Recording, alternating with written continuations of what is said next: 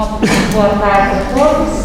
Que bom a gente estar, que saudades estávamos desses encontros, né? Mas assim, nós não podemos aí ter um número mais, né, permitido. E tem muitas pessoas que ainda não se sentem à vontade de estar aqui. Então a gente vai gravar esse curso para que essas pessoas acompanhem em casa. Mas por favor, gente, isso daqui é uma aula, não é uma palestra. Então fiquem à vontade. Eu brinquei com as meninas, podem se espirrar, beber coca, beber água, vir aqui na frente, abraçar o carro, né? Façam perguntas, fiquem à vontade, tá, gente? Isso aqui é um grupo de estudo, tá bom? Se tiver alguma falha muito grande depois na hora da edição, por favor, a gente pode respirar à vontade. Tá bom?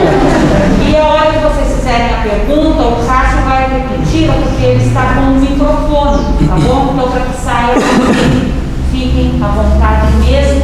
E mais uma vez, muito bom estar aqui com vocês. E para a gente dar início, eu peço para vocês agora, nesse momento, né, que a gente entre em sintonia com essa equipe espiritual da casa e vamos pedir a esses trabalhadores que aqui estão que por intermédio deles, a luz do nosso Mestre amado Jesus envolva cada um de nós, envolva a nossa mente, para que a gente possa assimilar esses ensinamentos e o mais importante, em nossos corações, para que a gente consiga colocar em prática, a gente consiga, como está aqui na lousa, tornar-se um ser humano melhor. Por isso, neste momento, agradecidos por essa oportunidade, nós te dissemos, Mestre, fazei de nós um instrumento de vossa paz. Aonde houver ódio, que eu leve o amor. Aonde houver ofensa, que eu leve o perdão. Aonde houver discórdia, que eu leve a união. Aonde houver dúvidas, que eu leve a fé. Aonde houver erro, que eu leve a verdade. Aonde houver desespero, que eu leve a esperança. Aonde houver tristeza, que eu leve a alegria. E aonde houver trevas, que eu leve a luz. Ó Mestre, fazei que eu procure mais consolar do que ser consolado, compreender do que ser compreendido, amar do que ser amado. Pois é dando que se recebe, é perdoando que se é perdoado e é morrendo que se vive para a vida eterna. Um bom estudo. Então vamos lá. Primeiro, né, agradecer a presença de cada um de vocês. Estamos retornando os cursos da casa. Muito mais do que um curso, nós sabemos que é um tratamento espiritual. Tá? É uma aula, não é uma palestra, então dá para interagir, dá para levantar, perguntar. Eu só vou repetir a pergunta que vocês fizerem por causa da gravação, ok? Então, mas fiquem à vontade. Esse curso tem duração de 5 meses. Ele é baseado nesse livro Conflitos Existenciais, ok? Não é obrigatório a aquisição do livro, mas eu vou estar seguindo por esse livro. Eu estarei lendo o livro? Não estarei lendo o livro, com certeza. Alguns trechos do livro a gente vai estar conversando. O que está na lousa não está no livro. Algumas coisas que eu falarem não está no livro, porque anotem que vai cair na prova. Tudo bem? Quando falar anotem porque vai cair na prova, porque vai cair na prova mesmo. Ok? Não é prova escrita, não é prova de dupla, não é nada disso não. Tá? Então vamos lá. A Joana de Ângeles, pessoal, em 1989, ela começa a escrever junto com o Divaldo essa série psicológica de 16 livros. Então ela começa em 1989 com o livro Jesus e Atualidade e termina com o livro Psicologia da Gratidão em 2011. 22 anos nesse projeto. Então ela ficou envolvida nesse projeto durante 22 anos, são 16 livros. Esse livro aqui é o 5º livro da série, ok? Que foi escrito em 2005, desculpa, é o 13º livro, ok? Coloquei 5º, não sei porquê. Então o 13º livro, Conflitos Existenciais. E vem bem a calhar esse tema nessa época que nós estamos vivendo. Querendo ou não, essa pandemia deu um tombo nas nossas vidas, né? Não foi isso? Então Então todos nós nos sentimos fragilizados, todos nós sentimos e ressentimos a pandemia, ficamos fragilizados inclusive espiritualmente, então é hora de a gente estar retomando para um tratamento espiritual, e nada melhor do que fazer um tratamento espiritual aprendendo alguma coisa. Então a gente fica pensando, por que será que a benfeitora Joana de Ângeles se dedicou por mais de 20 anos na elaboração desta obra? Será que era para o final do século passado ou para o início desse século? Porque esses espíritos, pessoal, eles pensam sempre para frente, ok? Eles sabiam de alguma forma que nós passaríamos por um momento delicado. Então, se nós temos uma obra dessa, é justamente para nos dar subsídio para que a gente possa aprender um pouquinho mais. Então, nós estamos em pleno século XXI, e aí nós percebemos que a saúde mental é o maior tesouro que uma pessoa pode ter em pleno século XXI. Então não existe nada mais valioso do que a gente ter saúde mental. Parece meio óbvio que eu estou falando, mas não é. Nós sabemos o quanto nós estamos, de alguma forma, né, desequilibrados emocionalmente, psicologicamente, e o quanto que nós estamos precisando desse alicerce. Então qual é o maior tesouro que um ser humano pode ter hoje? Algo chamado saúde mental. Para isso nós vamos ter que buscar o quê? Integridade psíquica. E como é que eu consigo a integridade psíquica? Com bons hábitos. Simples assim, ok? Porque o mundo está passando por um processo de transição. Em obras póstumas, Allan Kardec já tinha dito isso. Olha que interessante, ele falou isso no século XIX. Ele disse o seguinte, que chegaria um momento que os níveis de loucura, estamos no século XIX, falou de acordo com a época, e o suicídio alcançariam patamares assustadores. Nós estamos vivendo essa época. Isso chama-se marcas da transição. O que nós estamos passando? Marcas da transição. De um planeta de provas e expiações para um planeta de regeneração. De um ser biológico, instintivo, para um ser psicológico. Um ser que pensa, que reflete, que analisa, ok? Então eu coloquei um degrauzinho ali, ó, uma escadinha, dizendo o seguinte: até o século XX éramos seres biológicos, instintivos, ok? Século 22 seremos um ser psicológico, só que nós estamos no século 21, conflitos existenciais. Então essa troca de um ser biológico para um ser psicológico são as marcas da transição. Isso acontece dentro de nós, não é fora de nós. Não espere nenhuma transformação exterior, as transformações serão interiores. Então, ó, os conflitos existenciais serão as marcas deste século. Quando nós falamos de um planeta de provas e expiações, a espiritualidade, os arquitetos siderais, tudo para eles é de uma forma organizada e arquitetada e elaborada. Um planeta de provas e expiações dura, na nossa contagem de tempo, aproximadamente 7.000 anos, ok? 4.000 anos antes de Cristo, 3.000 anos depois de Cristo. Essa é a contagem, é o tempo previsto para um planeta de provas e expiações.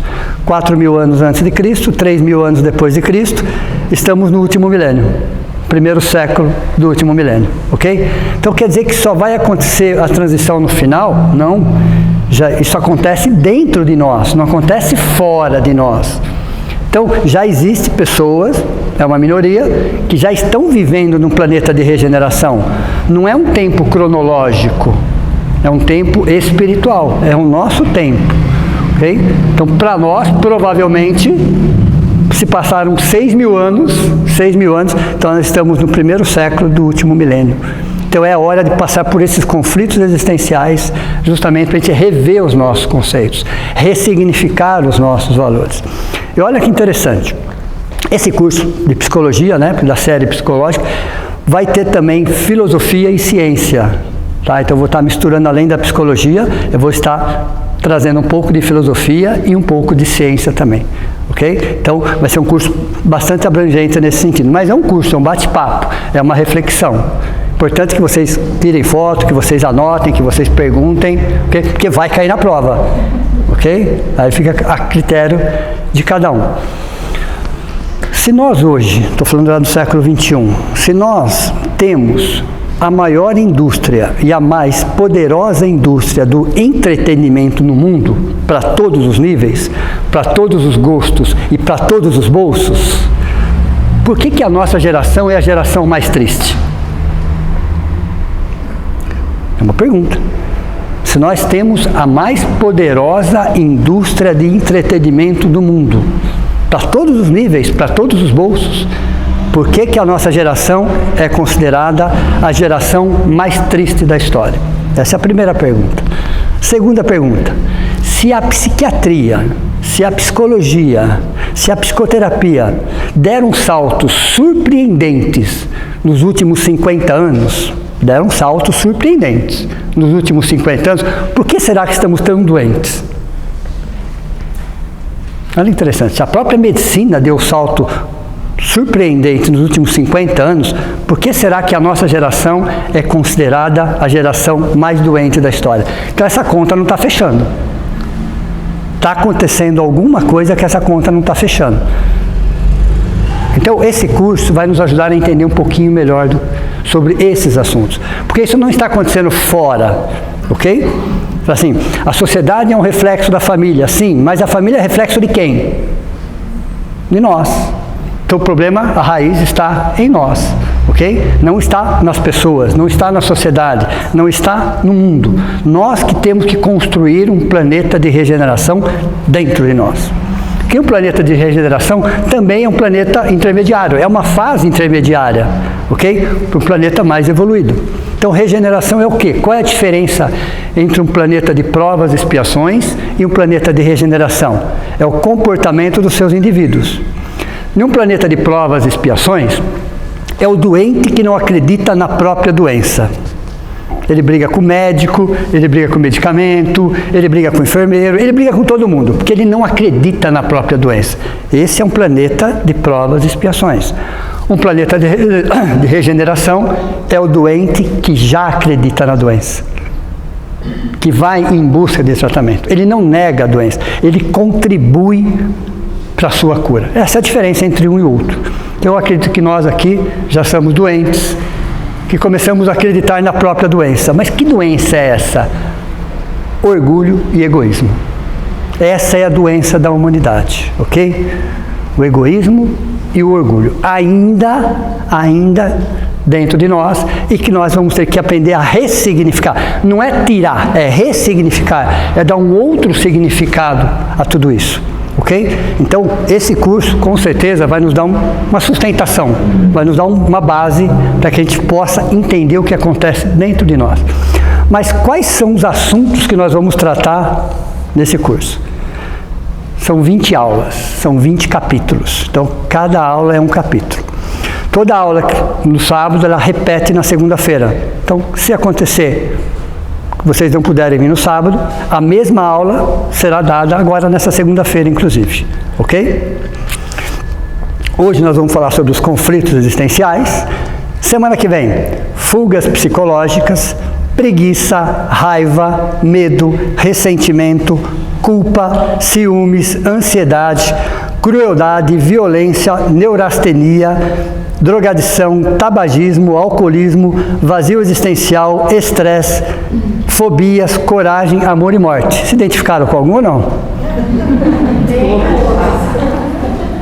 Nenhum. Né? Não nos identificamos com nenhum. Nenhum, ok? Então, cada aula a gente vai estar falando por 1h30 sobre um desses assuntos, ok? Então, cada aula é um assunto diferente. Será gravado, ok?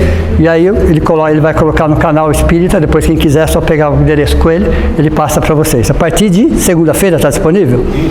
A partir de segunda-feira essa aula já estará disponível no YouTube, ok?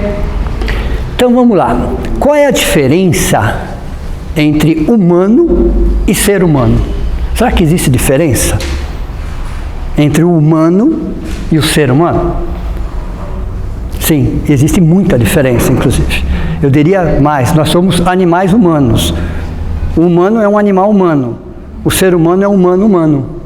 Mas qual é a diferença? O ser humano tem atitudes de seres humanos.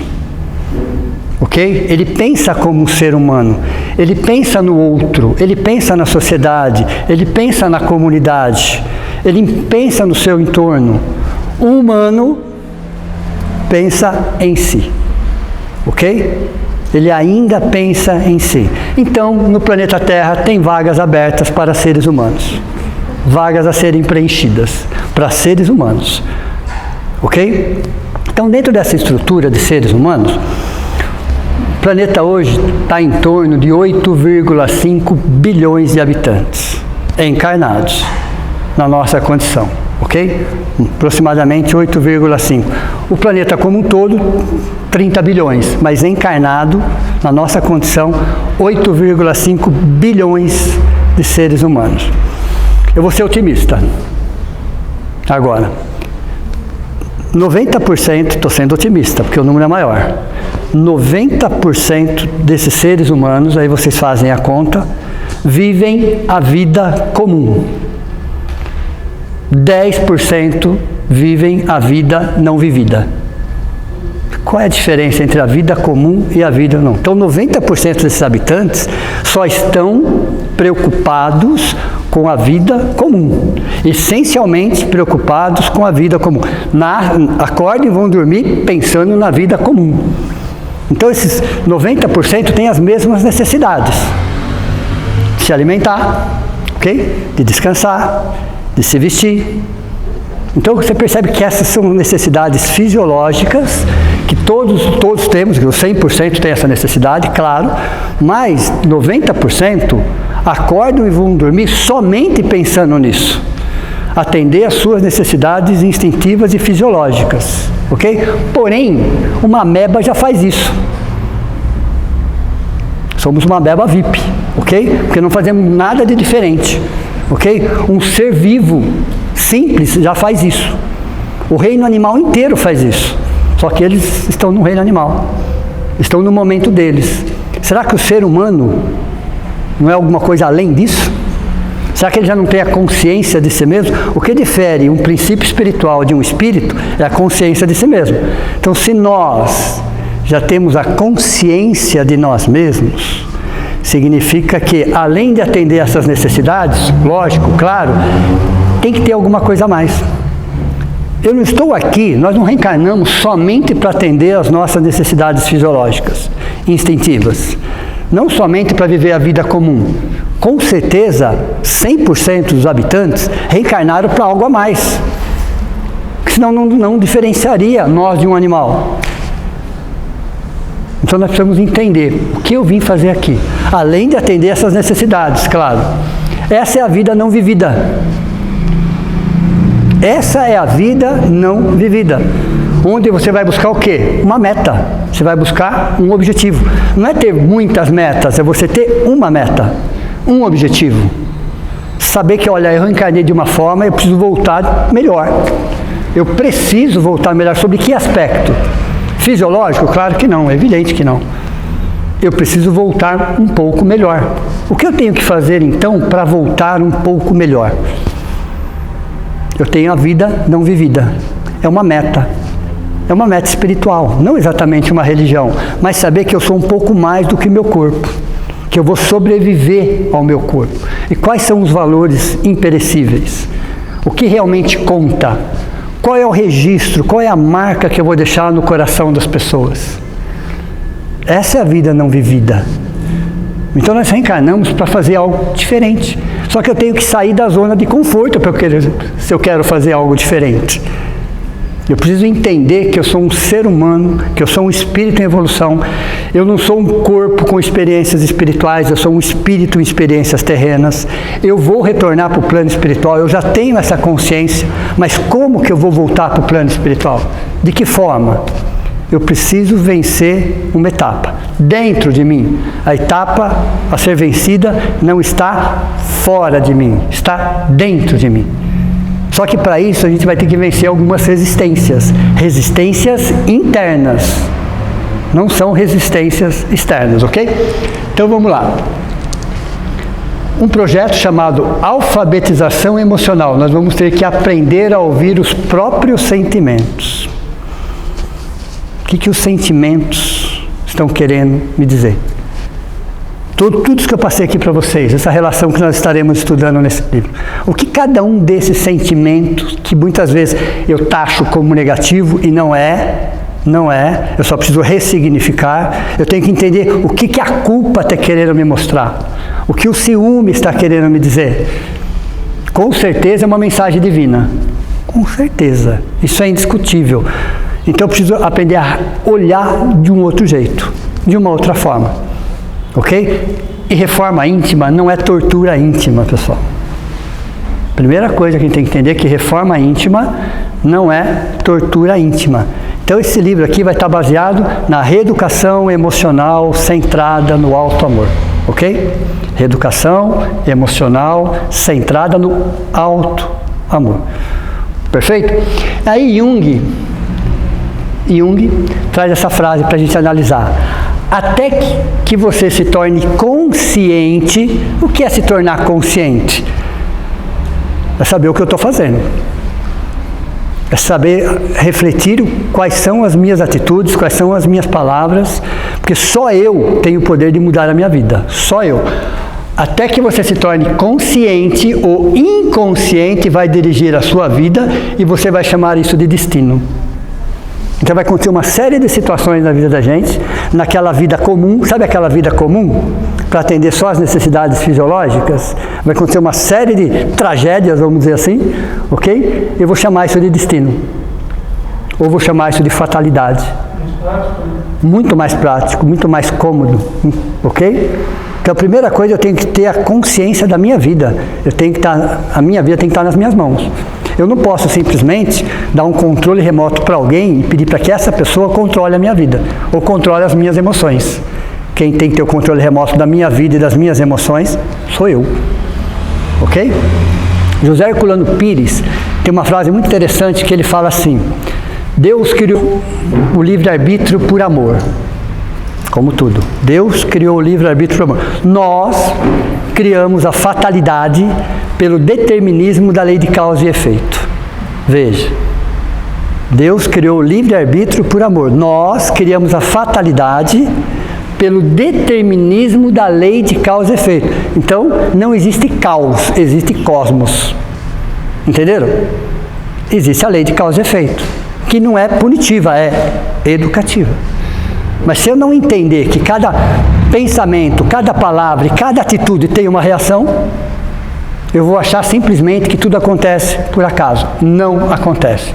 Uma palavra tem uma consequência, uma atitude tem uma consequência, ok? Que retorna para a gente na forma de aprendizado. Então o próprio Jung falava exatamente sobre isso. Então a série psicológica de Joana de Ângeles, pessoal, ela tem esse foco para a gente tomar as rédeas da nossa vida, não é da vida de ninguém. Sem culpar ninguém, sem justificar, sem terceirizar. Isso é um processo de maturidade. Difícil? Dificílimo, até porque nós nunca fizemos. É muito mais fácil terceirizar, é muito mais fácil justificar, é muito mais fácil, muito mais simples. A gente faz isso há milênios, ok? Está quase no automático fazer isso. Mas de repente nós percebemos que isso já não agrega, já não acrescenta, já não somatiza mais nada. Então é hora de eu analisar. O que eu quero para a minha vida? O que eu estou fazendo hoje me dá subsídios para onde eu quero chegar? Eu tenho que pensar daqui 2 anos, daqui 5 anos, daqui 10 anos, mas o que eu estou fazendo hoje, o que eu estou plantando hoje, é exatamente o que eu vou colher daqui a um tempo? A curto, médio ou longo prazo? Tem que começar a analisar tudo isso, perfeito? Psicologia. A psicologia é a ciência da alma. Ok? E a psicologia tem 4 grandes forças. Behaviorismo, a primeira. A psicanálise, a segunda. A teoria humanista e a transpessoal é a última, onde se fala do ego e do ser essencial. Então a própria psicologia hoje está na sua 4ª força, ok? A transpessoal. O que ela difere das outras? Tudo que as outras trouxeram, mas numa visão mais holística, mais cósmica, onde abrange o ser humano sobre todos os aspectos, ok? Sobre todos os aspectos. Então hoje a psicologia transpessoal, que é a 4ª força da psicologia, estuda o ser humano no ego e no seu ser essencial. O ego é só o movimento ou não movimento do ser essencial. Toda vez que o ser essencial não se movimenta, o ego toma conta. É assim que funciona. E o ego é dividido em duas camadas: o desamor e o pseudo-amor. É como se fossem 3 esferas. A primeira esfera é o ser essencial, a segunda esfera, ego, chamado de desamor, e a terceira esfera, ego, chamado de pseudo-amor, que são as máscaras. Então nós nunca vamos tratar as máscaras, porque elas são confortáveis. Todo excesso, todo exagero está na terceira camada, que é a máscara, que é o pseudo-amor. Você vai tratar o desamor. Então esse livro vai tratar o quê? O desamor. Para que eu não precise disfarçar o desamor através de uma máscara. Aí eu vou fortalecendo o ego. Tudo bem? Vou dar um exemplo mais prático para vocês na psicologia transpessoal. Você tem na essência, um sentimento chamado alegria. Você tem no desamor um sentimento chamado tristeza. E você tem o mesmo sentimento, tá? O mesmo sentimento. No pseudo-amor chamado euforia. Eu estou falando da mesma coisa. Alegria no ser essencial. Tristeza no desamor. E a euforia no pseudo-amor. O que a euforia está fazendo? Disfarçando a tristeza. Então, quando a gente olha uma pessoa eufórica, nós achamos, nossa, quanta alegria, quanta felicidade. É exatamente o contrário. Está disfarçando uma tristeza profunda através da euforia. A euforia é o quê? É o exagero. Então as máscaras são todos os exageros. Todos os excessos em relação a um sentimento estão na terceira camada. Isso trata a psicologia transpessoal. Tudo bem? Então vamos lá. O ser humano, nas suas 3 dimensões, não é comprimento, largura e altura, pessoal, fiquem tranquilos, ok? Não é nessas 3, alguém já pensou nisso, né? Não é nas 3 dimensões, ok? A primeira dimensão do ser humano chama-se exterioridade. É a primeira dimensão. O que é a exterioridade, a primeira dimensão? É a matéria, é o corpo, são as coisas, é tudo que ele toca, tudo que ele sente, tudo que passa pelos 5 sentidos físicos, é a exterioridade, o próprio corpo dele. Então, a primeira dimensão do ser humano é a matéria, necessária para o seu processo evolutivo. Aliás, tempo e espaço, tempo cronológico e espaço só são recursos pedagógicos para a evolução do espírito. Então, para que serve a matéria e o tempo? Só são recursos pedagógicos para a evolução do espírito. Só isso. Ok? Então, para que serve a matéria? Agora você já sabe. Para que serve o tempo? Agora você já sabe. E quando você fala em tempo, o tempo também é dividido em 3 linhas. O tempo cronológico, ok? O tempo espiritual e o tempo de Deus. Significa tempo cronológico, que é muito fácil. Aquilo que a gente consegue medir em segundos, minutos, horas, dias, anos, décadas, ok? Isso é o tempo cronológico. Mas o que é o tempo espiritual? É quando nós decidimos fazer qualquer coisa. Ou deixar de fazer qualquer coisa. Quando que um sofrimento para dentro de nós? Ou quando eu aprendo, ou quando eu canso. Só existe uma situação que ele para. Ou eu aprendo com ele, ou eu cansei de sofrer aquilo ali. Isso é tempo espiritual, não é tempo cronológico. Ok? Pode levar um dia, um mês, um ano, uma década e um século, um milênio. Então, tempo espiritual não é tempo cronológico. É quando nós decidimos fazer alguma coisa. Ok? Quando aquilo amadureceu dentro de nós, ou pelo amor ou pela dor. Não tem situações que nós, estou falando dessa existência agora, que nós já decidimos, não quero mais pensar nisso? Pronto. É exatamente isso, ok? Então o tempo espiritual é um tempo interno nosso. E o tempo de Deus? Como funciona o tempo de Deus? As coisas vão acontecer na hora certa, no momento certo, nas melhores condições. Às vezes você tem desejo de fazer qualquer coisa, você tem vontade de fazer qualquer coisa e as coisas parecem que não se encaixam, por mais que você tente. Por quê? Porque não depende só de você. Depende de uma série de fatores que independem, mas que estão dentro de um contexto. Aliás, na melhor das hipóteses, nós enxergamos 5% do que está à nossa volta. Na melhor das hipóteses. Então tem 95% de coisas acontecendo em torno de nós e nós não temos a menor ideia de como funciona isso. O tempo de Deus abrange o 100%.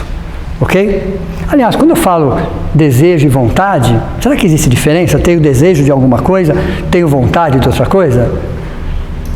Desejo é sempre tempo futuro. Vontade é sempre tempo presente. Os desejos normalmente caem no esquecimento. Quando eu falo, tenho desejo de fazer qualquer coisa, a possibilidade de você não concretizar aquilo é muito grande, porque fica no campo do desejo. Tenho vontade de fazer qualquer coisa. Se possível, eu vou fazer hoje. Então, tomem cuidado quando vocês usam a palavra desejo e vontade, porque o desejo fica no campo do futuro. E a maioria das vezes ele não se realiza. Tenho desejo de fazer um curso de inglês. Ok? Só um exemplo. Tenho desejo de ir para a academia. Fica no campo do desejo. Tenho vontade. Na vontade eu já resolvo o mais rápido possível. Entenderam a diferença? De usar a palavra desejo e usar a palavra vontade? Porque isso vai cair na prova. Ok? Então esse curso vai estar nos ajudando a ressignificar algumas coisas dentro de nós, tá? Estou passando para você, não está no livro. Perfeito? Então, a primeira dimensão é exterioridade, tem a ver com matéria. Ok? A segunda dimensão são o quê? É a nossa psique, são os nossos sonhos, as nossas alegrias, as nossas tristezas, os nossos traumas, os nossos desejos, as nossas vontades, ok? Então a segunda dimensão, chamada de interioridade, não tem a ver com a matéria, tem a ver com a nossa psique, tem a ver com a nossa mente, ok? Sonhos, vontades, desejos, alegrias, tristezas, lembranças, saudades, essa é a segunda dimensão do ser humano. E a terceira dimensão é a profundidade. É a dimensão mais importante, inclusive. Tem a ver com espiritualidade, tem a ver com essência. Tem a ver com essência, tem a ver com algo imaterial. Nós somos um espírito que nascemos simples e ignorantes, chegaremos na condição de sábios e virtuosos. Então eu sou um espírito, eu sou um viajor do universo. Onde é a minha casa? No universo. Ok? Eu vou me adaptar àquela escola de acordo com o meu momento evolutivo. Então, o universo tem milhões de escolas para todos os níveis. Então, de acordo com o peso específico do meu corpo espiritual, eu serei atraído para aquele planeta. Ok? Então, por que será que nós viemos parar num planeta de provas e expiações?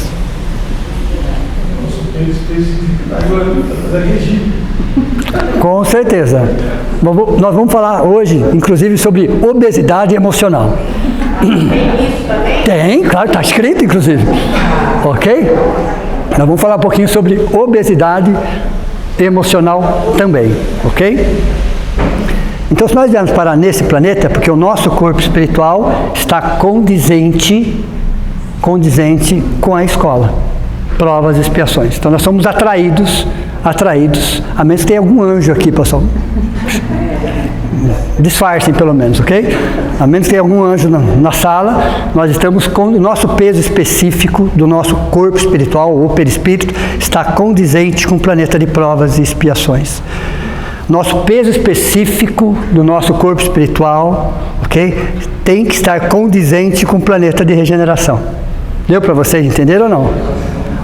A palavra é mais leve mesmo, tá? É leve, porque é peso isso daí, estou falando de corpo, ok? É corpo. Então nós somos atraídos de acordo com a lei da gravidade de cada planeta.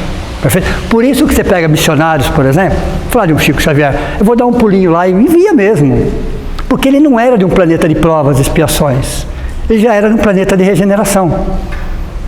Então para ele ir para nosso lar, ou qualquer outra colônia espiritual, que é a regeneração, era muito fácil, porque ele era de lá. O peso específico dele era condizente com aquela situação. Nós temos que ir acompanhados, para ficar pouco tempo, senão a gente arruma uma confusão no lugar desse. Entendeu? Então nós estamos condizentes com o planeta de provas e expiações. na fase de transição. Então, conflitos existenciais, de alguma forma, vai mudar a estrutura molecular do nosso corpo espiritual. Ok? Porque quanto mais egoístas, mais orgulhosos, mais denso é o nosso corpo espiritual. Eu vou dar um exemplo bem mais fácil. Vamos supor que eu tivesse aqui um cubo de gelo. Um cubo de gelo, um quadrado, 1 por 1 por 1 por 1, ok? Um cubo de gelo. Gelo. Na fase sólida. Para onde ele vai? Se eu colocar ele no meio dessa sala? Para lugar nenhum. Não é isso? Perfeito? Ele não vai. H2O, mas ele não vai para lugar nenhum. E se ele estiver em estado líquido? Ele já tem um movimento diferenciado, mas continua sendo H2O. Eu não mudei a estrutura molecular dele. E se ele estiver na forma de vapor? Continua H2O. O que aconteceu isso? A coesão molecular mudou. Deu para vocês entenderem o que vai acontecer com o nosso corpo espiritual? A estrutura molecular se mantém, mas a coesão molecular se diferencia. Aí nós podemos ir para outro lugar. Ou nós somos um cubo de gelo, ou nós estamos na forma de água, ou nós estamos na forma de vapor. Ok? Entenderam como funciona o peso específico do corpo espiritual? Perfeito. Isso tem a ver com profundidade. Então, a terceira dimensão é a profundidade, que tem a ver com a nossa espiritualidade, a nossa forma ser humano de ser. Deu para vocês entenderem ou não? A forma ser humano de ser ser humano, não humano. Seres humanos já têm peso específico diferente de um plano de humanos. Externamente estão idênticos, evidente, a matéria é a mesma, mas o peso específico é diferente. Isso tem a ver com profundidade. Vamos falar um pouquinho agora sobre emoção e sentimento. Às vezes essas palavras se confundem, ok? Eu vou trazer dois conceitos para vocês. Emoção e sentimento. Primeiro, emoção vem de uma palavra de origem latina, emovere, colocar para fora, ok? Temos 5 emoções básicas. O amor, a raiva, quem souber pode falar. O amor, a raiva, o medo, a alegria e tristeza, ok? Eu costumo falar 3 mais 2 porque primeiro foram estruturadas as 3 primeiras: amor, medo e raiva. Isso é um primarismo animal. De onde nós trouxemos isso? De um primarismo animal, ok? Depois foram agregadas mais 2, alegria e tristeza. Então, todo ser humano, os 8,5 bilhões de habitantes, tem 5 emoções básicas, ok? Essas emoções se transformam em sentimentos. Então, a emoção, quando nós sentimos uma emoção, ela acontece em uma fração de segundo. Então, não tente controlar uma emoção. Não tentem, acontece em uma fração de segundo, ok? É instintiva. Raiva, medo, amor, alegria, tristeza, é automática, é instantânea, acontece em uma fração de segundo. É impossível você controlar uma emoção, porque é uma reação muito rápida, mas é muito rápida mesmo, ok? Então ela é automática, ela é externa, porque toda a fisiologia se altera, ok? Muda batimento cardíaco, aceleração, tudo, muda tudo, frente a uma emoção. Ela é instintiva, ela é inconsciente. Por que ela é inconsciente? Não dá tempo. Quando você já está sentindo aquilo. Ok? Você não tem controle, nós não temos controle nenhum sobre as emoções. Ok? Nenhum, ninguém tem. Ok? E ela é irracional. Ela tem a ver com instinto. Instinto de preservação, ok? De conservação. Quem faz isso é a máquina chamada corpo. Não é o espírito. Ok? Não é o espírito. Tem a ver com instinto de conservação, de sobrevivência. Então não é o espírito que define a emoção. Ele está frente a uma situação, as respostas são muito rápidas nesse sentido. Ok? E aí nós temos algo chamado sentimento, que é o produto de uma emoção. ok? Que é interno, ó, isso aqui é externo, interno, racional, consciente, subjetivo e que você normalmente percebe ele no centro cardíaco. A emoção é num todo. O sentimento acontece principalmente no centro cardíaco. Ok? Então a emoção gera um sentimento. Mas o mais interessante, a emoção desperta um sentimento, que gera uma emoção, que gera outro sentimento. Olha como nós somos complexos. A emoção gera um sentimento que pode gerar uma outra emoção, que gera um outro sentimento, que gera uma outra emoção, e aí sucessivamente. Mas eu estou falando da primeira emoção, ok? Então a emoção gera um sentimento, que esse sentimento pode gerar outras emoções. Existem as emoções híbridas. A gente vai estar falando isso mais para frente. Quando a gente entrar no capítulo raiva, a gente vai perceber que a raiva, na constelação da raiva, gira em torno dela outros sentimentos. São emoções híbridas, têm a mesma raiz, por exemplo, mas mudam toda uma forma, ok? Então, ó, a emoção desperta um sentimento que gera uma emoção que gera um sentimento. E quando eu coloco LA aqui, significa livre-arbítrio. Ok? LA, livre-arbítrio. Temos livre-arbítrio? Claro que temos, sem dúvida. É um livre-arbítrio relativo? Claro, evidente, de acordo com o nosso momento evolutivo. Nós temos um livre-arbítrio total? Não, evidente que não, porque nós estamos sujeitos a uma série de leis. Mas dentro desse contexto, na condição de encarnado, nós temos o livre-arbítrio. Ele é relativo, ele não é absoluto. Dá para relacionar livre-arbítrio, determinismo e destino? Isso é um debate filosófico, pessoal. Isso é um debate filosófico. Se vocês colocarem no YouTube lá, vocês vão perceber especialistas, filósofos, discutindo sobre esse assunto. Eu fui achar a resposta disso no Teorema de Pitágoras.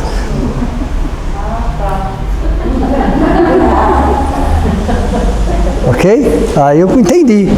Né? Colocando lá no triângulo retângulo. Quem lembra disso aqui? Quem lembra disso aqui? Né? Você falou de minha. Não, só não. Vocês se lembram de um triângulo retângulo? Então vamos lá. Eu vou desenhar ele aqui, tá? Eu vou usar da imaginação de vocês. Então eu tenho um cateto vertical, ok? Tenho um cateto horizontal e tenho a hipotenusa. Agora lembraram, né? Ok? Então é um triângulo. Por que ele chama triângulo retângulo mesmo?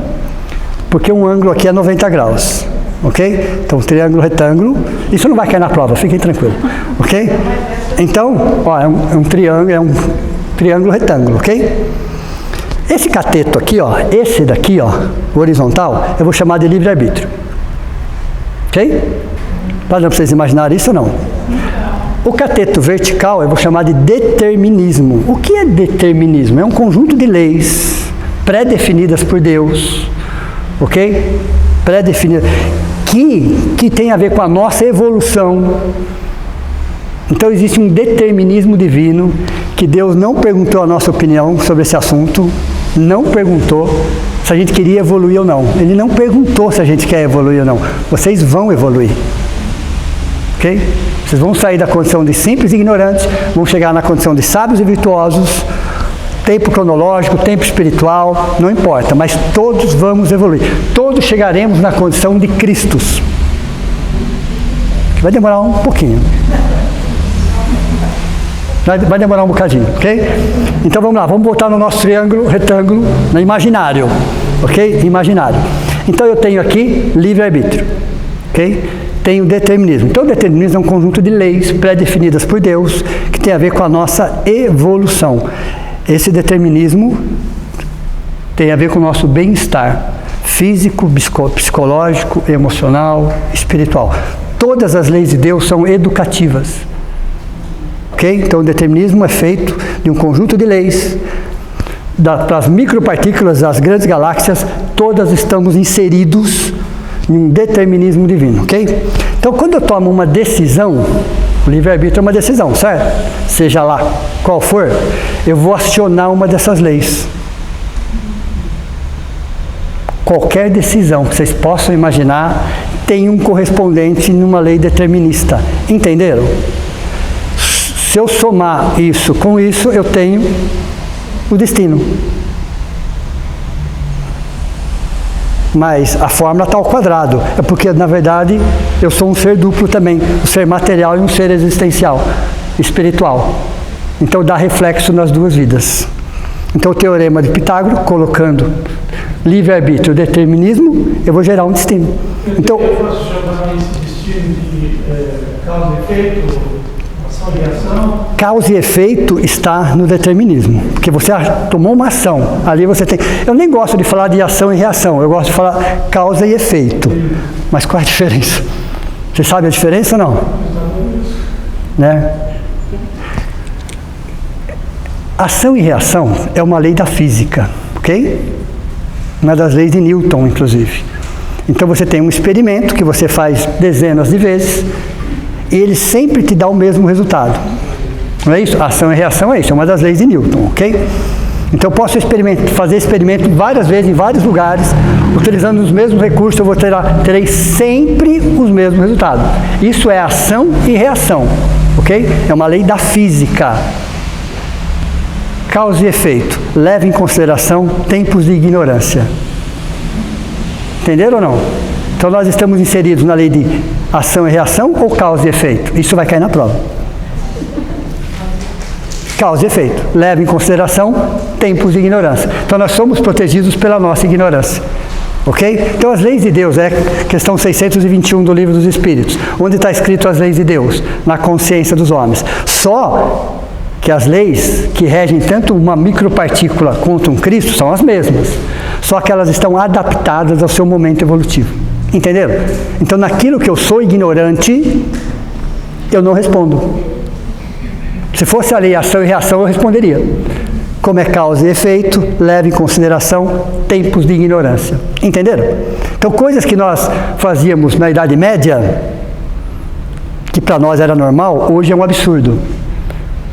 Hoje é crime, inclusive, mas na Idade Média era tranquilo, ok? Coisas que nós fazemos hoje, que achamos normal, daqui 500 anos a gente vai olhar para trás e falar, que absurdo. Entenderam? Se fosse a lei de ação e reação, a lei de causa e efeito. Perceberam? Então nós somos protegidos pela nossa ignorância. Vírgula. Até que ponto somos ignorantes? Entenderam? Então, as leis de Deus são tão perfeitas, milimetricamente perfeitas, que ela está adaptada ao nosso momento evolutivo. Aí é causa e efeito. Entenderam? A diferença entre ação e reação e causa e efeito? Então, ação e reação é uma lei da física. Causa e efeito é uma lei espiritual. Perfeito? Aí, pelo livre-arbítrio, tudo isso só para explicar o livre-arbítrio para vocês, tudo bem? Se eu tenho livre-arbítrio, se eu tenho poder de escolha dentro da minha estrutura, quer dizer que eu posso escolher o que eu vou sentir, o que eu vou pensar e o que eu vou falar? De certa forma, sim. Eu não estou falando da emoção, eu estou falando do sentimento. Ok? O sentimento é mais longo. A emoção acontece em uma fração de segundo. O sentimento, às vezes, leva minutos, horas, dias. Então, é algo que é subjetivo. Ok? E é interessante essa história do sentimento. Porque cada qual sente, frente ao mesmo estímulo, um sentimento diferente. Já perceberam isso ou não? Frente à mesma situação, cada ser humano responde de uma forma diferente. A emoção é a mesma. Todos nós temos medo de alguma coisa, mas cada pessoa, frente àquele estímulo medo, responde de um jeito. Responde de um jeito, ok? Então vamos lá. Então eu decidi pelo livre-arbítrio que eu vou ter condutas S. Algumas palavrinhas que começam com a letra S. Sabor, sono, pode falar, serenidade, silêncio, sexo, o que mais? Vamos falar algumas palavrinhas que vocês se lembram, que começam com a letra S. Ó. Sabor, sono, silêncio, sabedoria, saudade. Oi? Não, sofrimento não. Saúde. Então, existem algumas palavrinhas que começam com a letra S, que quando nós sentimos ela libera serotonina. Olha interessante isso, né? Satisfação. Ela libera serotonina. Liberando serotonina, que é um hormônio do cérebro, ok? Gera em nós vivências A. amor, apreço, amizade, afeto. Olha que interessante. Olha como o nosso cérebro é uma máquina extremamente complexa, extremamente perfeita. Mais de 86 bilhões de neurônios. O cérebro de uma pessoa adulta tem mais de 86 bilhões de neurônios.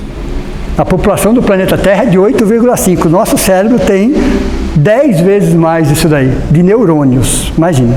Que se conectam ao outro através das sinapses. Então, quando eu decido, livre-arbítrio, umas palavrinhas com a letra S, gera em mim o quê? Serotonina. A liberação de serotonina. A serotonina faz com que eu tenha condutas A. Amor, apreço, amizade, alegria. Interessante isso. Olha como meu cérebro responde a estímulos. Mas não é só falar a palavra, é sentir a palavra. Ok? Porque nós somos uma energia pensante. Não adianta eu falar, eu tenho que sentir o que eu estou falando. Ok? Às vezes eu tenho que pensar o que eu estou pensando. Às vezes eu tenho que pensar no que eu estou pensando, para ver se aquilo é coerente. Ok? Por outro lado, condutas R. Umas palavrinhas com a letra R. Revolta, rancor, ressentimento, raiva, rebeldia, remorso, rancor. Olha, interessante, algumas palavrinhas que usam a letra R e que liberam em mim cortisol, que é um ácido.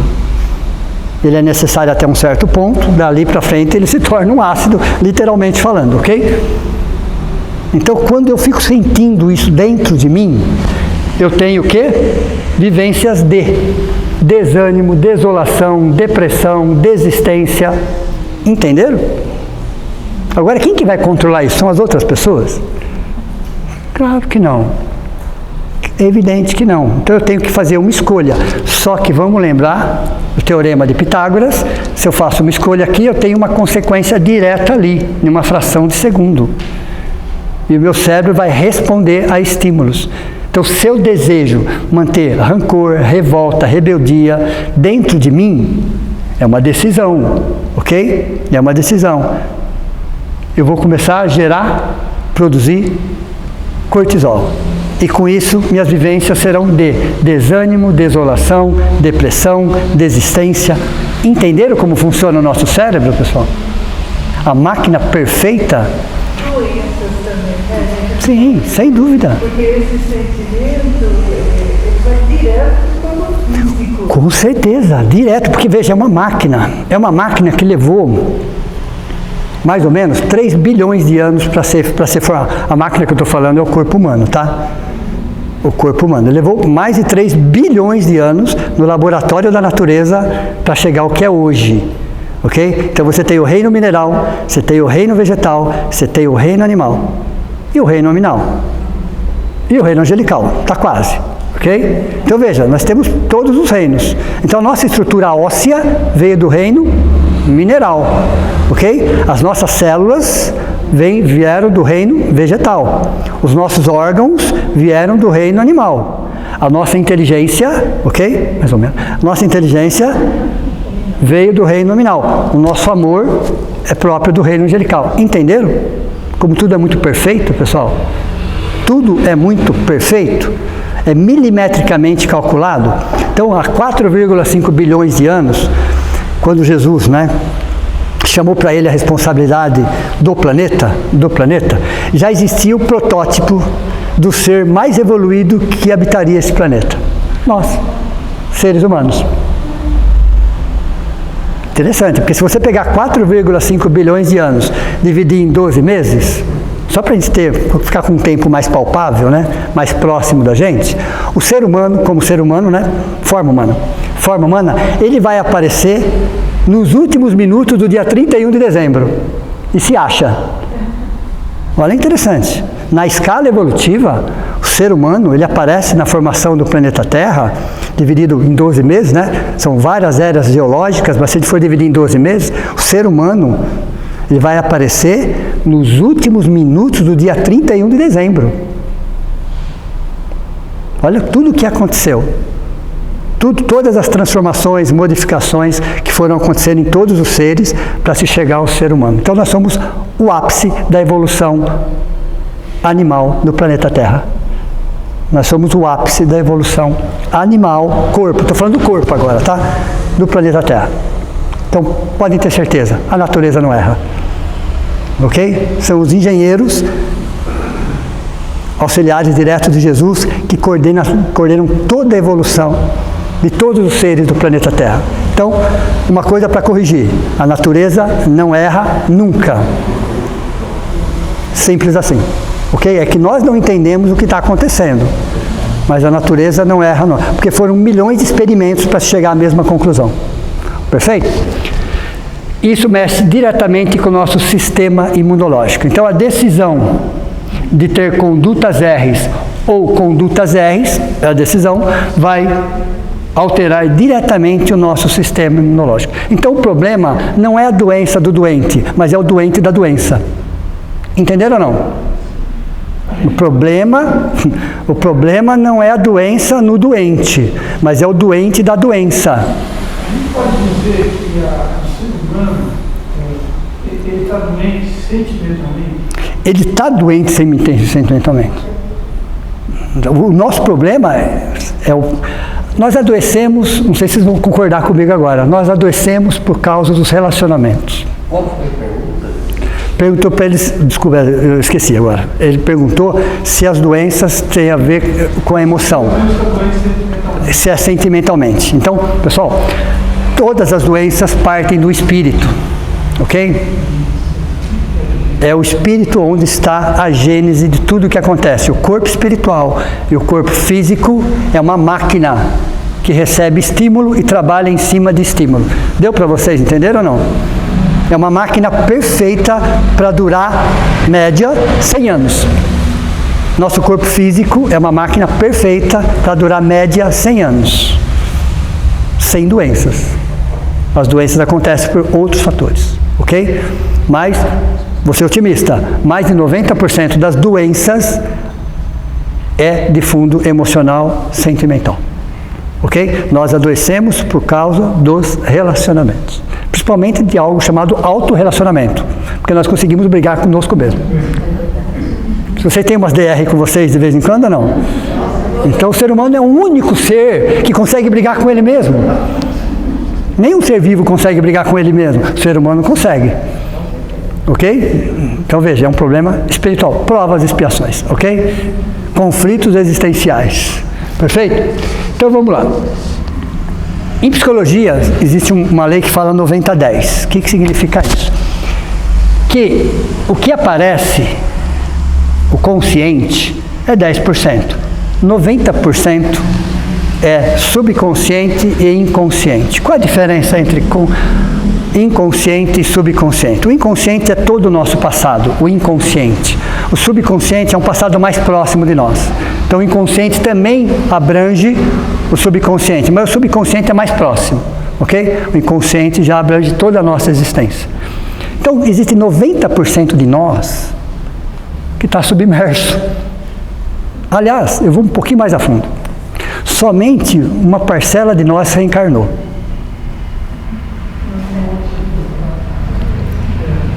Somente uma parcela, uma pequena parcela de nós reencarnou. Cadê o resto? Não, está perto, pessoal, fiquem tranquilos. Está perto, está perto. Alguém já pensou, onde será que está o resto? Calma, não é assim também, ok? Só reencarnou aquela parcela para ser tratada nessa equação de tempo. Entenderam? Não dava para tratar tudo, ok? Então, somente aquilo que era possível nessa equação de tempo, dentro dessa personalidade. Ok? Dentro dessa personalidade, dentro dessa equação de tempo, dava para se tratar isso, só. E o resto, deixa aí, uma próxima oportunidade. Dá sim, ok? Dá sim. Então, o resto fica aguardando uma nova oportunidade. Então tem coisas aguardando a gente daqui 200 anos, 500 anos? Tem. Não necessariamente ruins, pessoal, claro. Mas tem coisas nos aguardando. Por que não vem agora? Ok? Não temos estrutura psicológica, emocional e espiritual. Não, como está acontecendo? A gente já está... Imagine se fosse trazer mais coisas ainda, ok? E por isso a bênção do esquecimento na reencarnação, ok? Então vejam, mas o que compõe esses 90% que está submerso, que está no inconsciente? Nós temos o inconsciente arcaico. O que é o inconsciente arcaico? É toda a nossa evolução, ok? Toda a nossa evolução. Estou falando só do reino nominal, tá? Mas está lá também reino animal, tá os outros reinos também. Mas para nós interessa somente o reino nominal. O ser humano está no planeta Terra entre 200 e 250 mil anos. Então esse inconsciente arcaico tem a ver com esse tempo, ok? Mas existe coisa para trás disso, mas outros reinos que não nos interessam, perfeito? Depois nós temos o inconsciente coletivo. Qual é a diferença entre o inconsciente arcaico? O arcaico tem a ver com a sua evolução, desde um ser primitivo, na forma humana, até agora. O que é inconsciente coletivo? São as experiências que todos nós passamos dentro de uma sociedade, dentro de uma tribo, dentro de uma coletividade. A Primeira Guerra Mundial é uma experiência coletiva. Deu para vocês entenderem? Segunda Guerra Mundial. Então, situações que você vivenciou não sozinho, mas dentro de uma coletividade naquela época. Então, o inconsciente coletivo são as nossas experiências passadas vividas em coletividade, ok? Familiar. Constelação familiar. Nem me fale, essa foi boa, nem me fale, né? Então nós temos o inconsciente familiar. Tem a ver com esse grupo familiar que a gente vem trazendo já há alguns milênios, trocando de papéis, ok? Trocando de papéis, mas a base é a mesma, ok? Nossa família espiritual é muito maior do que a nossa família carnal, ok? Mas a família, trocando de papéis, ela já vem já há alguns milênios juntos, com as experiências, ora pai, ora mãe, ora avô, ora tio, ora esposo, não importa. Então, o inconsciente familiar são as experiências vividas dentro da família. Estão entendendo a diferença de um para o outro? Beleza? Então, tem a ver com família, com experiências na família. Pessoal, aí são as nossas experiências pessoais, as nossas decisões pessoais dentro da família, dentro da coletividade, ok? É diferente do arcaico, aí você já tem a consciência do que você estava fazendo. Então, o inconsciente pessoal tem a ver com as suas escolhas e o seu nível de consciência dentro da família, dentro da coletividade, ok? Tem a ver com o inconsciente pessoal. E o inconsciente das existências passadas. O pessoal também tem a ver com essa existência. E tem o inconsciente das existências passadas. Somos espíritos reencarnantes. Então nós temos nos últimos 5.000 anos de história aí, já reencarnamos várias vezes, muitas vezes, em várias culturas, em vários países, em várias situações, já frequentamos várias religiões, filosofias espiritualistas, já passamos existência sem acreditar em nada, não importa, mas tem a ver com as suas existências passadas, o famoso TVP, Terapia de Vidas Passadas. Aliás, a família é a melhor terapia de vidas passadas que existe, né? A reencarnação nos coloca novamente com as mesmas pessoas, às vezes em papéis invertidos, justamente para a gente poder transformar sentimentos ali, ok? Acontece numa existência? Não, às vezes é necessário várias existências. Várias, 2, 3, 4, 5, 10 existências, para você transformar ódio em amor, é um processo, não é um passe de mágica, ok? Então é necessário, às vezes, várias existências. Várias. Perfeito? Oi? Para mim está muito claro, eu gostaria que você explicasse com suas palavras a relação interativa entre o inconsciente e as emoções. Então, veja, vamos voltar aqui em Jung, que fica mais fácil ainda. Até que você se torne consciente ou inconsciente, vai dirigir a sua vida e você vai chamar isso de destino. Olha, interessante. Então, isso aqui é cheio de emoções? Muitas. Emoções desencontradas? Muitas. Mágoas, ressentimentos, ódios, amores, desamores, alegrias, ok? Então veja, O inconsciente ele está carregado de emoções. E uma parte delas são emoções desencontradas. Desencontradas. Então eu vou ficar preso ao passado? Não, pessoal, nunca. Aliás, vou fazer uma perguntinha para vocês. Né? Qual é, em porcentagem, valendo 50 bônus horas e um fim de semana na colônia das Flores? Das Flores, está mais perto. Das Flores, pertinho, essa é mais perto. Na verdade são 3 perguntas, mas equivale a uma só, tá? Qual é em porcentagem, o controle que nós temos do passado?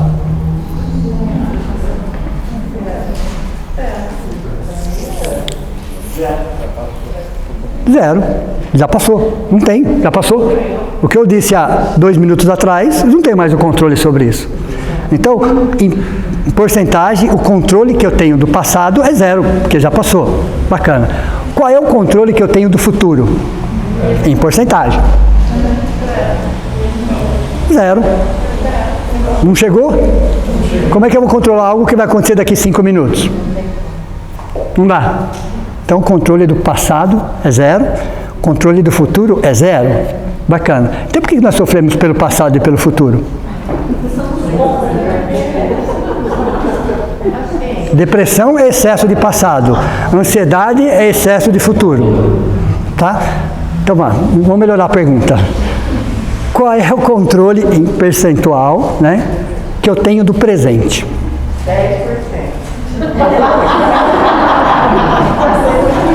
Ela fala e ri. Eu não entendo falar e rir, pessoal. Né? E olha lá. Mas é verdade o que ela falou, pessoal. Em percentual, ok? O controle que eu tenho do presente é 10%. O que significa os 10% do presente? São as minhas reações frente àquela situação, que eu não tenho controle. Deu para vocês entenderem como funciona isso? Por exemplo, está chovendo, né? Eu ouvi o barulho de chuva agora, ok? Que controle que eu tenho sobre isso? Zero. O que eu posso controlar é as minhas reações, que o que eu vou fazer na chuva. É a única coisa que eu posso controlar. O que eu vou fazer frente a uma situação que eu não tenho controle. Então, o controle do presente são 10%, que significam as minhas reações frente às situações que eu não tenho controle. Por que a gente quer controlar tudo, então?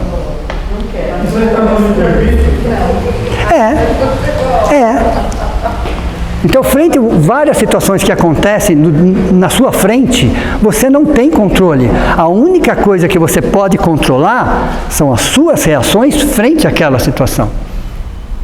Então, nós só temos o controle de 10% do presente, que são as nossas reações. Mais nada. Somos pessoas descontroladas. Você ganhou, a Márcia ganhou. Ok? Claro. Em relação a esse assunto aí, a pandemia pode ser considerada um conceito coletivo já? A pandemia faz parte de um processo evolutivo, infelizmente, está até meio assim falar, mas nós sabemos que é de tempos em tempos, isso não é a primeira pandemia, não é a primeira, tomara que seja a última, ok? Mas a pandemia, ela faz parte desse processo evolutivo, que não precisaria, ok? Não precisaria, tá? De alguma forma nós ajudamos a desencadear isso, de alguma forma, não precisaria. Tudo que é aprendido por amor não precisa da dor. A dor só vem quando o amor não resolve. A dor só vem quando o amor não... Então o amor dá 10 sinais. No 11º ele chama dor. Aí a dor vem bem leve e vai aumentando a intensidade. Ok? Então a pandemia faz parte sim de um processo, ok? Porém, se fez todo esse estrago, tem muito mais a ver conosco, ok? Então a pandemia faz parte de um inconsciente coletivo, isso que nós estamos vivendo, é uma pandemia, mas como cada um está reagindo? Porque como é que você avalia um espírito? Nas crises, nas dificuldades, ok? Então, quando nós aprendemos alguma coisa, o que Deus faz? Quando ele aprendeu alguma coisa, ou ele acha que aprendeu pelo menos, ou aprendeu em partes, ele nos coloca exatamente naquela lição. Ok? Então você aprendeu a ser uma pessoa educada? Ótimo. Mas ele não vai colocar você no meio de pessoas educadas. Isso vocês podem ter certeza. E por quê? Porque não faz sentido. Ok? Não faz sentido nenhum. Para você ver até que ponto você aprendeu e até que ponto você pode servir de exemplo. Então, toda vez que eu aprendo alguma coisa, Deus me coloca numa situação para que eu possa servir de exemplo e que eu possa aprender também com aquela situação e ver até que ponto eu aprendi aquela lição. Então, na pandemia, os 8,5 bilhões de habitantes, né, foram chamados a se posicionar de alguma forma. Ok? Se posicionar de alguma forma. É aí que é medido por Deus, pessoal. Não, é a nossa consciência, tá? Não existe ninguém nos julgando, ninguém nos condenando. É a nossa própria consciência. Por isso que Deus colocou as suas leis na nossa consciência. Então, dentro dessa pandemia, qual é a posição de cada um? Nós estamos sendo um agente facilitador ou um agente complicador? É uma decisão, livre-arbítrio. Então, nós já chegamos num ponto de tomar decisões que impactam a nós e impactam uma coletividade.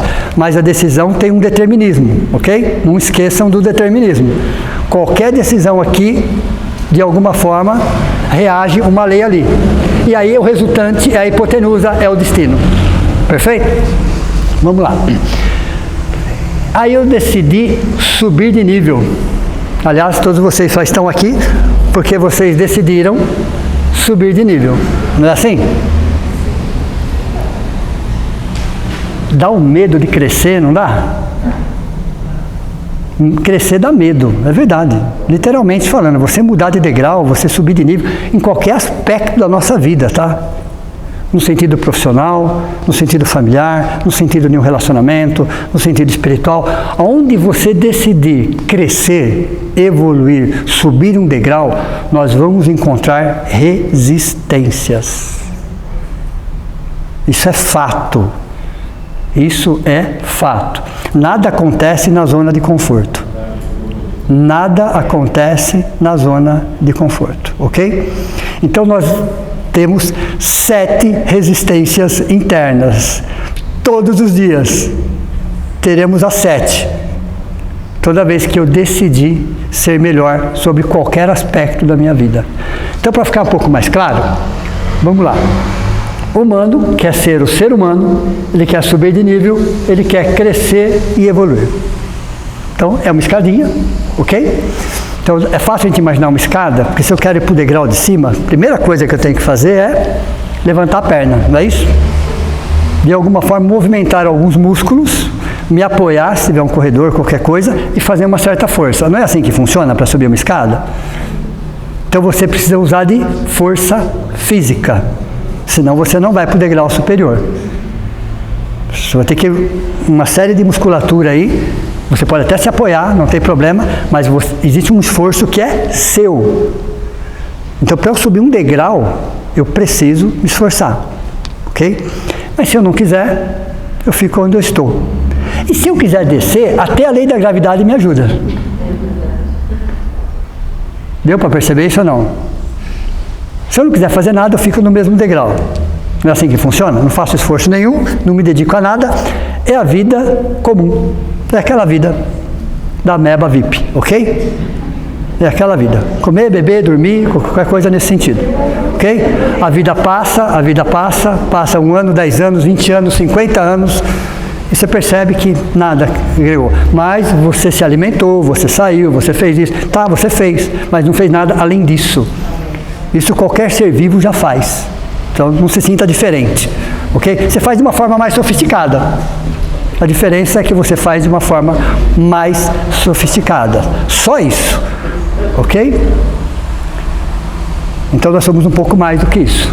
Então se eu estou num degrau e eu quero subir, em qualquer setor da minha vida, pessoal, tá? Qualquer setor. Se eu quero ser um melhor marido, uma melhor esposa, qualquer coisa que vocês possam imaginar, vocês vão enfrentar 7 resistências internas.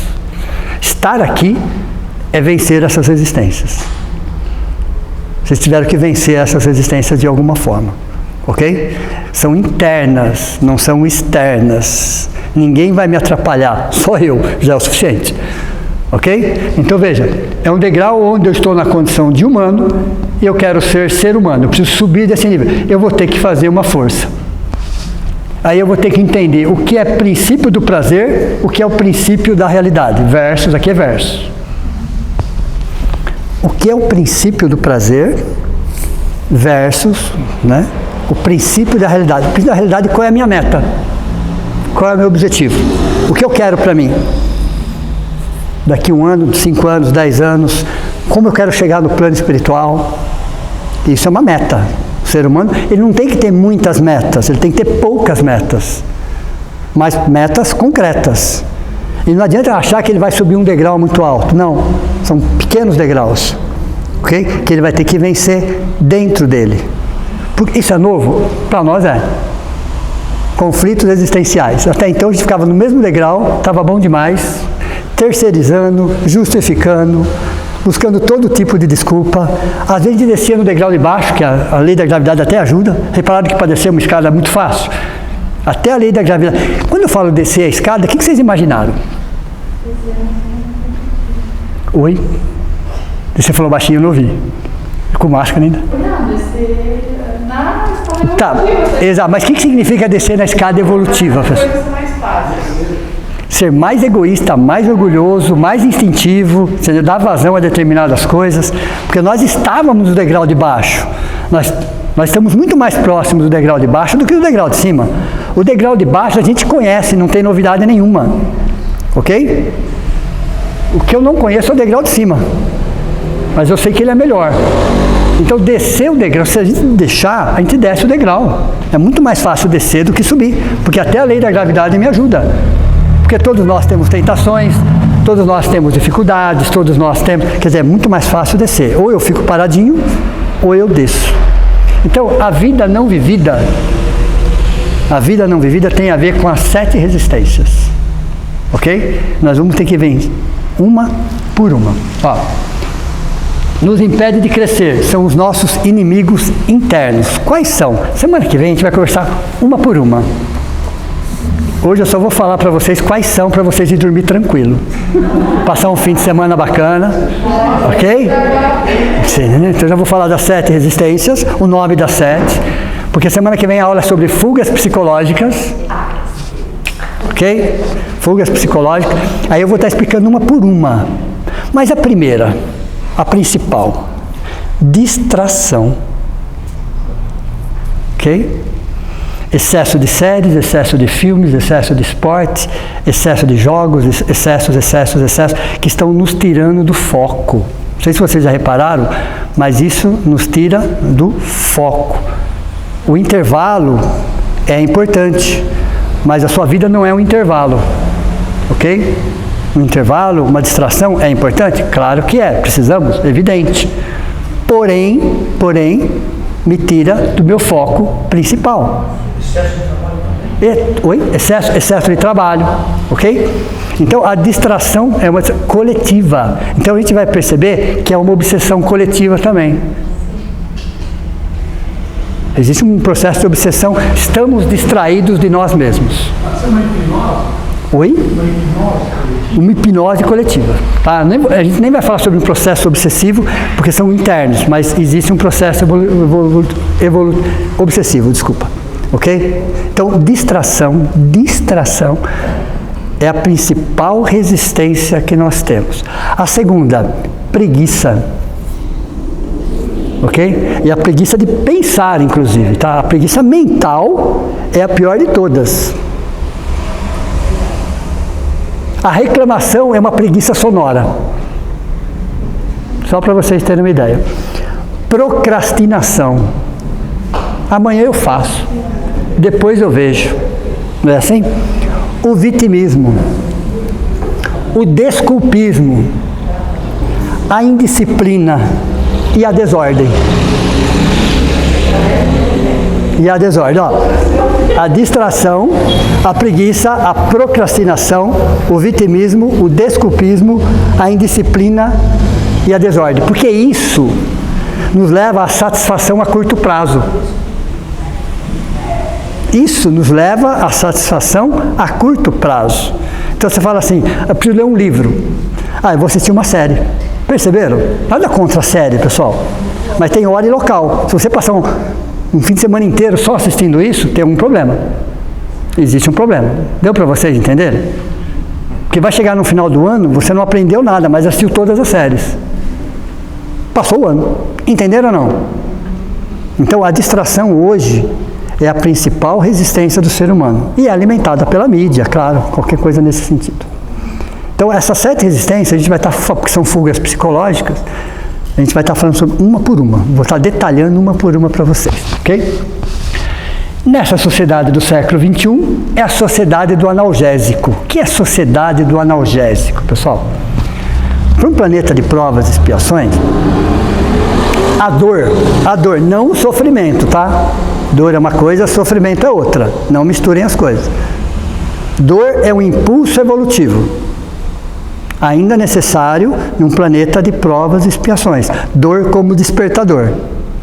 Nós já fomos despertados pela dor? Muitas vezes. Porque pelo amor a gente não seria despertado. Então a dor ainda é uma necessidade em um planeta de provas e expiações. E a dor tem pouca durabilidade, no máximo 3 meses, a dor. Ok? 3, explodindo 4 meses. Não mais do que isso. Porque a dor, ela faz o que tinha que fazer e ela se afasta. Aí nós transformamos a dor em sofrimento. Livre-arbítrio. Aí pode durar décadas, não tem problema nenhum. Séculos, não tem problema nenhum. Dor, impulso evolutivo. Sofrimento, livre-arbítrio. Então, 2 conceitos para a gente pensar. Nós ainda necessitamos da dor, mas não necessitamos do sofrimento. Sofrimento é uma escolha. Ok? Sociedade do analgésico. O que significa? Que ninguém quer sentir dor. A gente não quer saber nem a causa da dor. A gente quer que aquilo passe o mais rápido possível. E não entende a causa, ela vai voltar. Então a dor muitas vezes está querendo nos mostrar algo que a gente não quer enxergar. Então a sociedade do analgésico é você buscar situações para você fugir daquela dor. Para você ignorar aquela dor. De repente você está com um problema de saúde mais sério e você toma qualquer coisa para disfarçar aquilo ali. Quando você vai ver, o problema se tornou muito mais grave. Entenderam? Então, essa sociedade do século XXI, altamente tecnológica, ok? Imediatista, vitimista, sensualista, foge da dor. Foge. Então, a nossa sociedade é a sociedade do analgésico. Nunca se consumiu tanta medicação para aliviar a dor. Por isso eu comecei já a aula de hoje já falando exatamente sobre esse assunto, ok? Mendigos emocionais, mendigos emocionais. O que significa nos tornamos mendigos emocionais? O que significa isso? Precisamos do muito para sentir pouco. Repararam? Como nós precisamos de muitas coisas para sentir pouco? Nos tornamos agiotas da emoção. Nada satisfaz, ok? Nós até nos doamos, mas cobramos juros exorbitantes, juros emocionais exorbitantes. Então a nossa sociedade, somos mendigos emocionais, que precisam de muito para sentir pouco, ok? Nada nos satisfaz, porque o vazio existencial não se cobre com coisas materiais, ok? Felicidade, pessoal, não tem a ver com coisas, pessoas, lugares ou posições sociais. Felicidade é uma questão espiritual. As pessoas, às vezes, nos oferecem momentos de felicidade, mas ser feliz é conosco, não cabe a ninguém. Aliás, nem existe o contrário de felicidade. A palavra felicidade não tem contrário. Não? Tudo bem? O contrário de felicidade é insatisfação. O prefixo in na frente de infelicidade significa a negação da felicidade. Você está negando a sua felicidade. Mas não existe o contrário de felicidade. Tem a negação da felicidade. Deu para vocês entenderem ou não? É como não existe o contrário de vida. Não é morte. É nascimento. Morte é o contrário de nascimento. Não existe o contrário de vida. Então não existe o contrário de felicidade. O infelicidade é a negação da felicidade. Ok? Então nós vamos buscar a felicidade em coisas, em pessoas, em lugares, em posições sociais? Não. Isso gera satisfação. Felicidade é uma questão espiritual. Pessoas nos proporcionam momentos de felicidade, ok? Mas nós não estamos satisfeitos nunca. Nunca, nunca, nunca, nunca, nunca. Ok? Então nós precisamos de muito para sentir pouco. Nos tornamos agiotas da emoção. Nós nos tornamos agiotas e sofremos de obesidade emocional. O que é obesidade emocional? Obesidade é algo que está a mais, é isso? Excesso. Nos cobramos demais, nos punimos demais, exigimos demais, reclamamos demais. Isso é obesidade emocional. Demais, ok? Que é algo que está em excesso. Nos culpamos demais, cobramos demais, julgamos demais, condenamos demais, exigimos demais.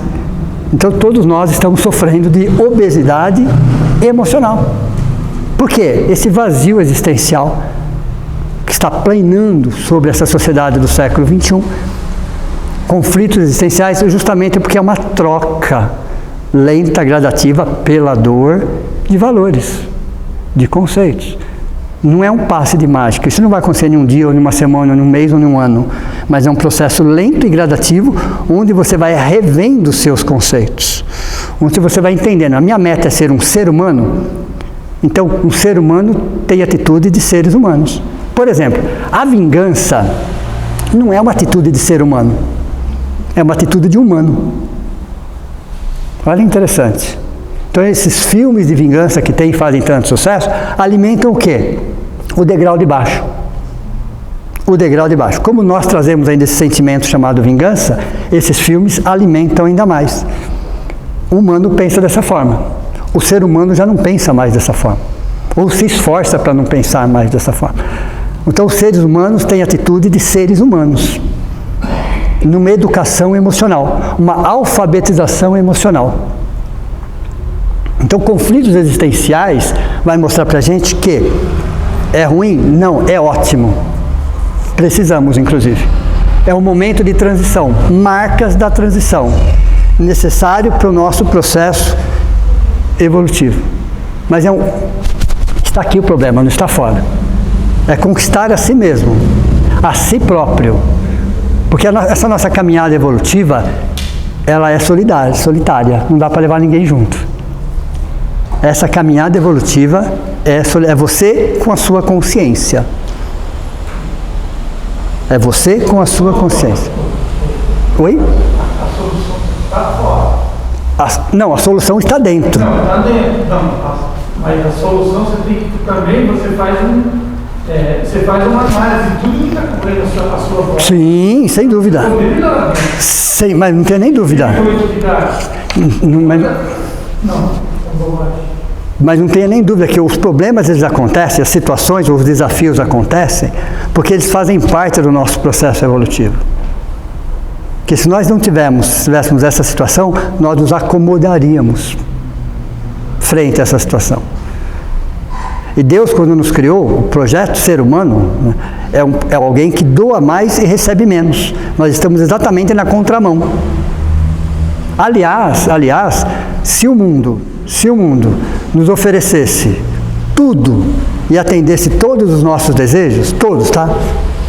Seríamos pessoas insuportáveis, eternos insatisfeitos. Olha, interessante, porque o nosso projeto divino não é só para receber, é muito mais para doar. Precisamos receber, claro, mas o nosso projeto como seres humanos é doar, é pensar no próximo, é ajudar o próximo, é fazer o nosso melhor. Aonde Deus nos colocou, que a gente possa fazer o nosso melhor. Não precisamos salvar o mundo, não é essa a proposta. Nem resolver o problema das pessoas, tá? Se alguém está aqui que está querendo resolver um problema de alguém, também não dá. Já temos problemas suficientes dentro de nós. Mas onde Deus nos colocou, nós precisamos sermos seres humanos. Então, conflitos existenciais é justamente a degradação do humano e a valorização do ser humano. Ok? Uma boa noite a todos vocês, meu muito obrigado e até a próxima.